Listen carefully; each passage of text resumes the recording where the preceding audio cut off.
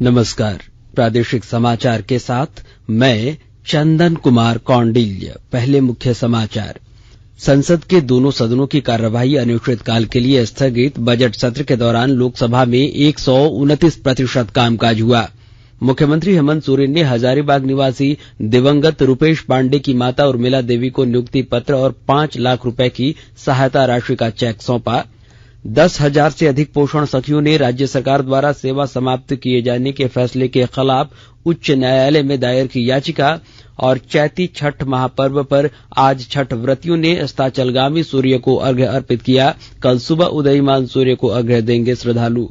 और अब समाचार विस्तार से। संसद के दोनों सदनों की बैठक निर्धारित समय से एक दिन पहले आज अनिश्चितकाल के लिए स्थगित कर दी गई है। बजट सत्र का दूसरा भाग कल समाप्त होना था। संसद के बजट सत्र के दौरान लोकसभा में 129% कामकाज हुआ। नई दिल्ली में पत्रकारों से बातचीत में लोकसभा अध्यक्ष ओम बिरला ने कहा कि इस बजट सत्र 31 जनवरी को शुरू हुआ था। इस सत्र में 27 बैठकें हुई, जिनमें करीब 177 घंटे 50 मिनट का काम हुआ। सत्र के दौरान 12 सरकारी विधेयक पुनर्स्थापित किए गए तथा 13 विधेयक पारित हुए। पारित किए गए कुछ महत्वपूर्ण विधेयक निम्नलिखित है। वित्त विधेयक 2022, दिल्ली नगर निगम संशोधन विधेयक 2022, दंड प्रक्रिया शिनाख्त विधेयक 2022 और सामूहिक संहार के आयुध और उनकी परिधान प्रणाली विधि विरुद्ध क्रियाकलापों का प्रतिशेष संशोधन विधेयक 2022। 8वें सत्र में सभा की कुल कार्य उत्पादकता 129%, 129% रही। सड़क परिवहन और राजमार्ग मंत्रालय ने मोटर वाहनों की अनिवार्य फिटनेस परीक्षण स्वचालित जांच केंद्रों से कराने संबंधी अधिसूचना जारी कर दी है। मंत्रालय ने कहा है कि भारी मालवाहक और यात्री मोटर वाहनों के लिए अगले साल 1 अप्रैल से स्वचालित परीक्षण केंद्रों से फिटनेस प्रमाण पत्र लेना अनिवार्य होगा। मध्यम श्रेणी के मालवाहक और यात्री वाहनों और हल्के मोटर वाहनों के लिए यह व्यवस्था 1 जून 2024 से प्रभावी होगी। इधर बिजली मंत्री आरके सिंह ने कहा है कि अक्षय ऊर्जा की भंडारण क्षमता के निर्माण से जलवायु परिवर्तन से शीघ्रता से निपटा जा सकेगा और सरकार इसके प्रभावों को कम करने के लिए गंभीर है। आज नई दिल्ली में इंडिया एनर्जी स्पॉटलाइट पर स्वच्छ ऊर्जा मंत्रिस्तरीय बैठक में उन्होंने कहा कि अंतर्राष्ट्रीय समुदाय से जलवायु परिवर्तन से निपटने के लिए भंडारण और स्वच्छ ऊर्जा परियोजनाओं के वित्त पोषण के लिए एक कम लागत वाला कोष बनाने का आग्रह किया। श्री आरके सिंह ने कहा कि देश में गतिशीलता के लिए हरित हाइड्रोजन की आवश्यकता होगी, क्योंकि यह कार्बन उत्सर्जन को कम करने में महत्वपूर्ण भूमिका निभाएगा। मुख्यमंत्री हेमंत सोरेन ने हजारीबाग जिले के बरही थाना अंतर्गत नईटांड निवासी किशोर दिवंगत रुपेश पांडे की माता उर्मिला देवी को नियुक्ति पत्र और 5 लाख रुपए की सहायता राशि का चेक प्रदान किया। मुख्यमंत्री ने दिवंगत रुपेश पांडे के परिजनों से कहा कि दुख की इस घड़ी में वे अकेले नहीं हैं और पूरी सरकार उनके साथ खड़ी है। उनकी जो भी समस्या या जरूरत होगी उससे सरकार हर संभव पूरा करने की कोशिश करेगी। मुख्यमंत्री ने दिवंगत रुपेश के परिजनों को भरोसा दिलाया कि सरकार के स्तर पर उसकी हत्या की जांच हर दृष्टिकोण से की जाएगी। जल्द ही पूरे मामले का खुलासा होगा। इस हत्याकांड में जो भी दोषी पाए जाएंगे उनके खिलाफ कड़ी कानूनी कार्रवाई की जाएगी और परिवार को हर हाल में इंसाफ मिलेगा। मुख्यमंत्री हेमंत सोरेन ने आज रांची के सिरमटूली सरना स्थल सौंदर्यीकरण योजना की आधारशिला रखी। और अधिक जानकारी के साथ हमारी रांची संवाददाता। राज्य सरकार द्वारा आदिवासी समाज की परंपरा और कला संस्कृति को जीवंत, अक्षुण्ण और संरक्षित करने के प्रयासों में आज राजधानी रांची के सिरमटोली सरना स्थल के सौंदर्यीकरण योजना का शिलान्यास किया गया। लगभग 5 करोड़ रुपए की लागत से बनने वाले इस सरना स्थल परिसर में कई सुविधाएं उपलब्ध होंगी। इस अवसर पर मुख्यमंत्री हेमंत सोरेन ने राज्य के सभी सरना और मसना स्थलों को संरक्षित करने का संकल्प लेते हुए कहा है कि राज्य सरकार ने आने वाली पीढ़ियों के लिए सरना स्थल के ऐतिहासिक महत्व को संजोए रखने का बीड़ा उठाया है। उन्होंने राज्यवासियों से कहा कि सरकार इस दिशा में लगातार पहल करती रहेगी। शिल्पी, आकाशवाणी समाचार, रांची। केंद्रीय स्वास्थ्य मंत्री मनसुख मांडविया ने कहा है कि देश में 85% से अधिक वयस्क आबादी का पूर्ण टीकाकरण हो चुका है। श्री मांडविया ने कहा कि महामारी के खिलाफ भारत की लड़ाई दिन प्रतिदिन मजबूत होती जा रही है। उन्होंने कहा कि राष्ट्रव्यापी टीकाकरण अभियान के तहत अब तक देश में 185 करोड़ से अधिक टीके लगाए जा चुके हैं। श्री मांडविया ने कहा कि 12 से 14 वर्ष की आयु के 2 करोड़ से अधिक किशोरों को कोविड टीके की पहली डोज दी जा चुकी है। और आकाशवाणी के ताजा तरीन समाचारों के लिए आप हमारी वेबसाइट newsonair.com पर लॉग इन कर सकते हैं। ताजा समाचार ट्विटर हैंडल @AIRNewsAlerts और Facebook page all India radio news पर भी उपलब्ध है। आप प्रादेशिक समाचार एकांश के ट्विटर हैंडल @AIRNews_रांची और फेसबुक पेज, इंस्टाग्राम पेज और YouTube channel AIR news Ranchi पर भी हमारे बुलेटिन सुन सकते हैं।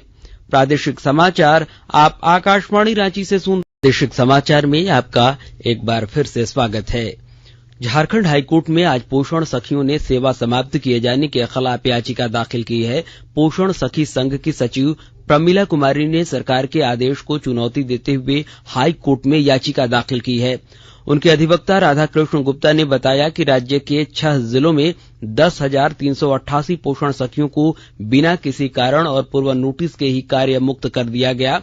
ऐसा करना न्यायोचित नहीं है, इसलिए राज्य सरकार के आदेश को निरस्त किया जाना चाहिए।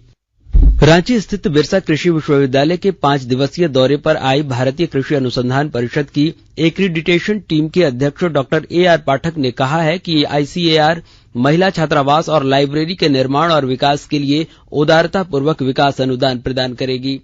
विश्वविद्यालय को इसके लिए समुचित प्रस्ताव समर्पित करना चाहिए।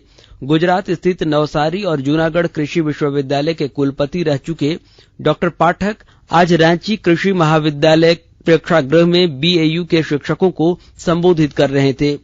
विश्वविद्यालय के शिक्षकों द्वारा विभागों और प्रयोगशालाओं में नवीनतम शोध उपकरणों की कमी की ओर ध्यान आकृष्ट किए जाने पर डॉक्टर पाठक ने कहा कि उसके लिए भारत सरकार के विज्ञान एवं प्रौद्योगिकी विभाग, जैव प्रौद्योगिकी विभाग और अंतर्राष्ट्रीय एजेंसियों को परियोजना प्रस्ताव समर्पित करने चाहिए, जिसके तहत प्रयोगशाला उपकरण आसानी से मिल सकते हैं। मुख्यमंत्री हेमंत सोरेन से आज रांची में झारखंड प्रदेश विश्वकर्मा समाज के प्रतिनिधि मंडल ने मुलाकात की। प्रतिनिधि मंडल ने मुख्यमंत्री को भगवान विश्वकर्मा की तस्वीर और श्री विश्वकर्मा पुराण नामक पुस्तक सप्रेम भेंट की। इस मौके पर शिष्टमंडल के सदस्यों आर्टिजन एंड डेवलपमेंट बोर्ड का गठन और NI एक्ट के तहत 17 सितंबर को सरकारी अवकाश घोषित करने समेत कई मांगों को लेकर ज्ञापन भी मुख्यमंत्री को सौंपा गया।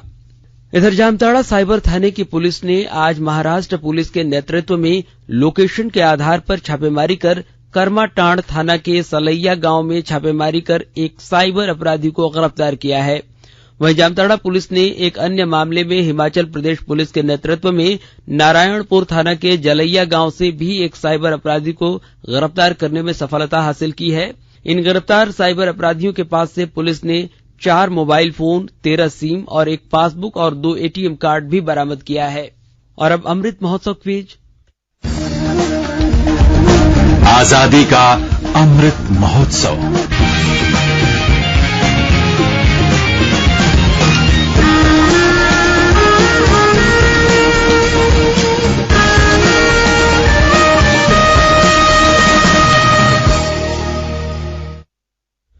देश के 75वें स्वाधीनता दिवस समारोह के उपलक्ष्य में आजादी का अमृत महोत्सव के अंतर्गत प्रादेशिक समाचार एकांश आकाशवाणी रांची द्वारा स्वाधीनता संग्राम और उसके गौरवशाली इतिहास पर 18 अगस्त से साप्ताहिक अमृत महोत्सव क्विज का शुभारंभ किया गया है।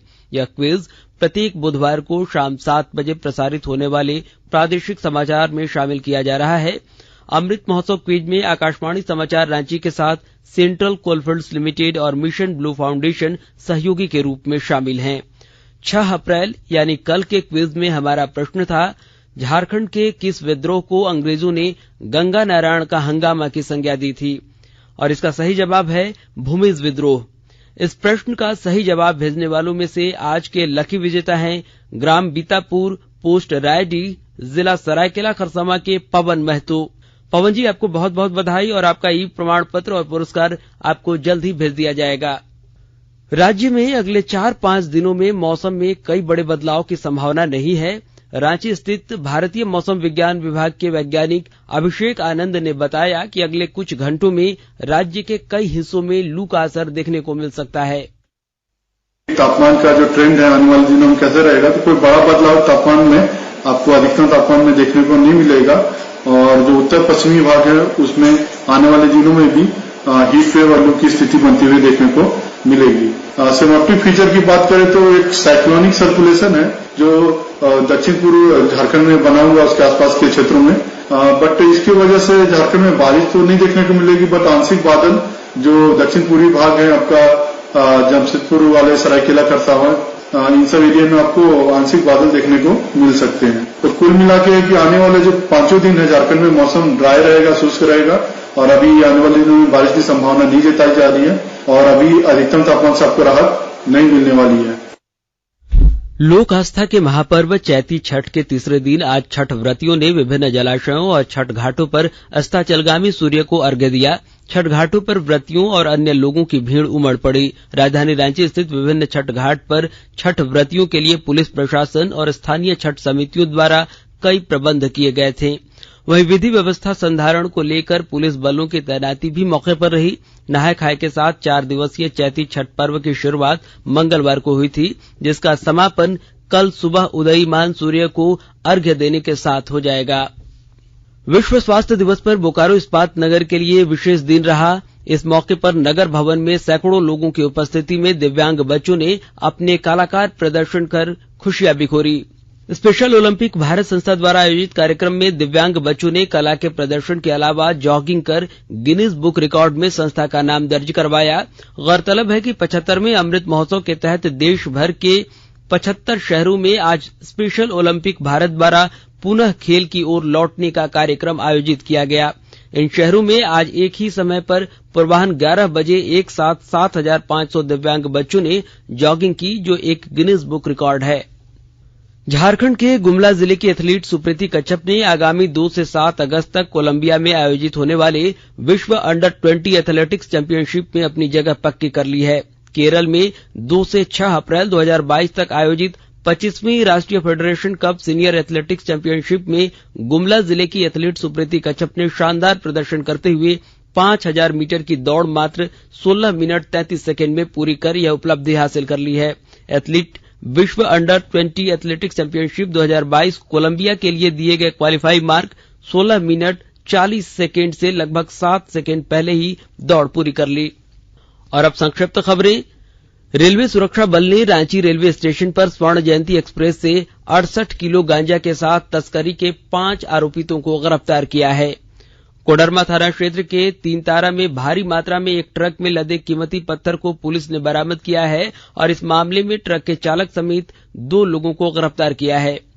धनबाद के बरमसिया स्थित बाल सुधार गृह में पुलिस प्रशासन ने सघन जांच अभियान चलाकर विभिन्न वार्डों से 2 मोबाइल फोन, 1 चार्जर, 3 लाइटर, खैनी की 1 पुड़िया, चीलम, बिजली का तार, धारदार हथियार और कड़ा बरामद किया गया है।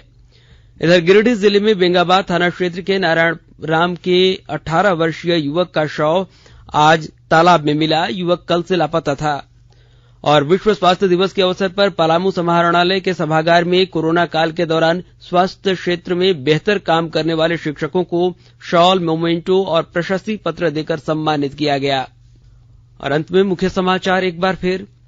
संसद के दोनों सदनों की कार्यवाही अनिश्चितकाल के लिए स्थगित। बजट सत्र के दौरान लोकसभा में 129% कामकाज हुआ। मुख्यमंत्री हेमंत सोरेन ने हजारीबाग निवासी दिवंगत रूपेश पांडे की माता उर्मिला देवी को नियुक्ति पत्र और 5 लाख रुपए की सहायता राशि का चेक सौंपा। 10,000 से अधिक पोषण सखियों ने राज्य सरकार द्वारा सेवा समाप्त किए जाने के फैसले के खिलाफ उच्च न्यायालय में दायर की याचिका। और चैती छठ महापर्व पर आज छठ व्रतियों ने अस्ताचलगामी सूर्य को अर्घ्य किया। कल सुबह उदयीमान सूर्य को अर्घ्य देंगे श्रद्धालु। इसके साथ ही आकाशवाणी रांची से प्रादेशिक समाचार का यह बुलेटिन समाप्त हुआ। नमस्कार।